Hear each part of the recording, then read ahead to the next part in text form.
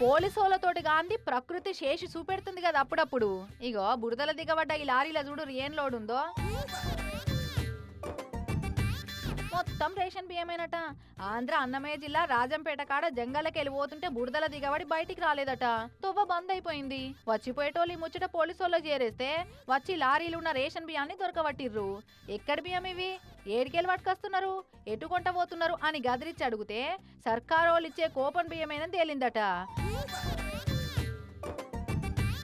రాజంపేట పుల్లంపేట జంగల ఏరియాలో ఎవ్వరు తిరగని తావులో గోదాంగట్టి దొడ్డు బియ్యాన్ని పట్టుకొచ్చి రకరకాల పేర్లున్న బస్తాలలో నింపి ఈడికెళ్ళి కర్ణాటక తమిళనాడు రాష్ట్రాలకు పంపిస్తున్నారట. అట్లా కర్ణాటకకు లోడేసుకపోతున్న ఈ లారీ బురదల ఇరుక్కపోవడంతో ముచ్చట బయటపడ్డది. లేకుంటే ఇట్నే కంటిన్యూ అయ్యేది కావచ్చు ఈ దందా. అంతే, పోలీసోళ్లకు ముచ్చట ఎరికే వరకు ఆలస్యం అవుతుందని ప్రకృతే ఇట్లా పట్టించిందన్నట్టు.